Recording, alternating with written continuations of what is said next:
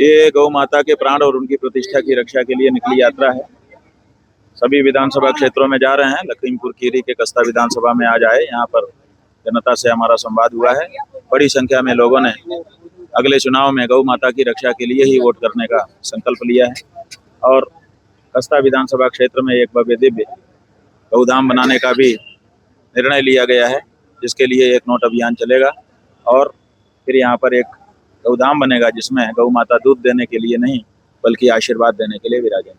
स्वामी जी, आपको क्या लगता है कि जनता को किस पार्टी को वोट करना चाहिए जिससे गौ माता की रक्षा हो सके? देखिए, जो पार्टी गौ माता की रक्षा के लिए स्पष्टता के साथ वचन दे करके आए, अभी तो हालत यह है कि देश की कोई भी पार्टी साफ साफ गौ माता के बारे में कहने के लिए तैयार नहीं है। तो जब तक कोई पार्टी नहीं कहती है, कैसे हम कह दें किसी पार्टी का नाम? अभी तो हम पार्टियों से निराश होकर के तब जनता मतदाता के सामने आए हैं। अब मतदाता जब गौ माता की रक्षा के लिए वोट देने का संकल्प ले रहा है और जैसे जैसे ये संख्या बढ़ती जाएगी तो वोट लेने वाली पार्टियां सोचेंगे कि ये वोट हम लें, तब वो घोषणा करेंगी। इसलिए अभी तो मतदाताओं का दबाव उनके ऊपर पहुंचेगा, तब वो निर्णय लेंगी। जब वो कहेंगी तब हम देखेंगे कि किसकी बात में कितनी सच्चाई दिखाई देती है, किस पे कितना भरोसा किया जा सकता है। उसी आधार पे चुनाव के आधे आते तक ये निर्णय हो पाएगा। स्वामी जी, इस सरकार की अपेक्षा पूर्व में रही सरकारों के समय में तो गौ माताओं की हत्या का तो एक सिलसिला लगातार बढ़ता रहा। अरे भाई, उनके समय में जो हो भी होता रहा। उन्होंने अपने आप को हिंदू नहीं कहा था ना, उन्होंने अपने आप को गोरक्ष पीठाधीश्वर तो नहीं कहा था। उन्होंने अपने आप को ये नहीं कहा था कि हमें वोट दो, हम गौ माता की रक्षा करेंगे।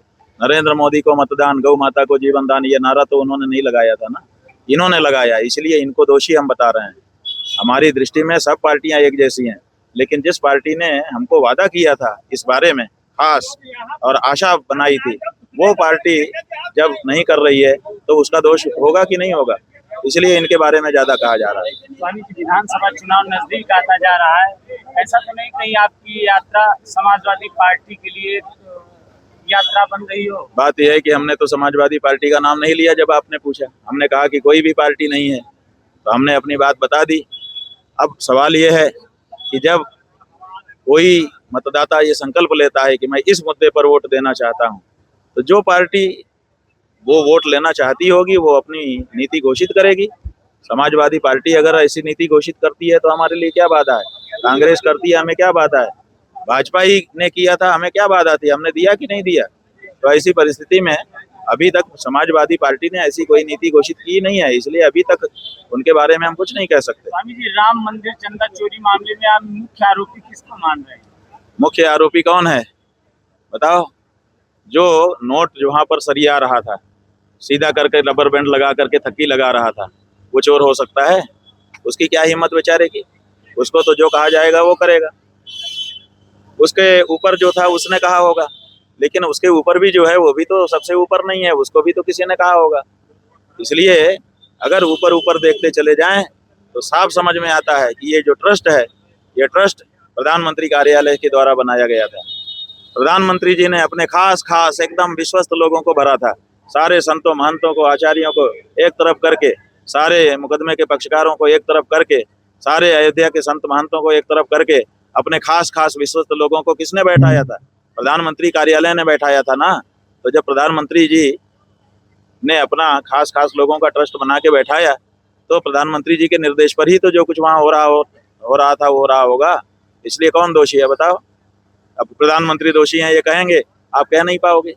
जो सच्चाई है सब जनता जान रही है कि सारा निर्देश तो वहीं से मिलता था। तो जब प्रधानमंत्री जी ने अपना खास ट्रस्ट बनाया और हर चीज का श्रेय वो ले रहे थे, तो दूसरा कौन हो सकता है बताओ?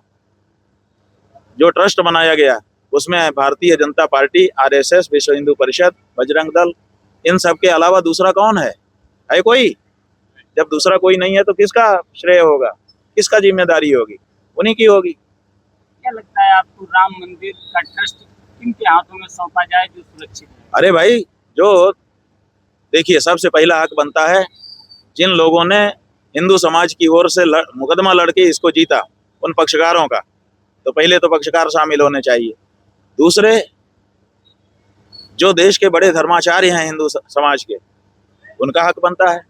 और तीसरे, अयोध्या में जो संत महंत हैं वहीं के लोकल हैं, उनको हक बनता है। इसके अलावा किसका हक बनता है? इन सब का ट्रस्ट बनाओ, बेहतर चलेगा। तो आपका मेन उद्देश्य ये प्रविष्टि यात्रा है या इसको लेकर के इसके पीछे भी कोई रणनीति? हमारे पीछे की रणनीति और आगे की रणनीति एक ही है कि आगे मुड़ो तो गाय, पीछे मुड़ो तो गाय, अगल बगल देखो तो गाय। गाय के सिवाय दूसरी कोई बात नहीं है हमारी, समझ गए? ये शंकराचार्य के से बात कर रहे हो, किसी नेता से नहीं कर रहे हो जिसके मुख में राम और बगल में छुरी हो। शंकराचार्य जी जो कहते हैं वही करते हैं और जो करते हैं वही कहते हैं।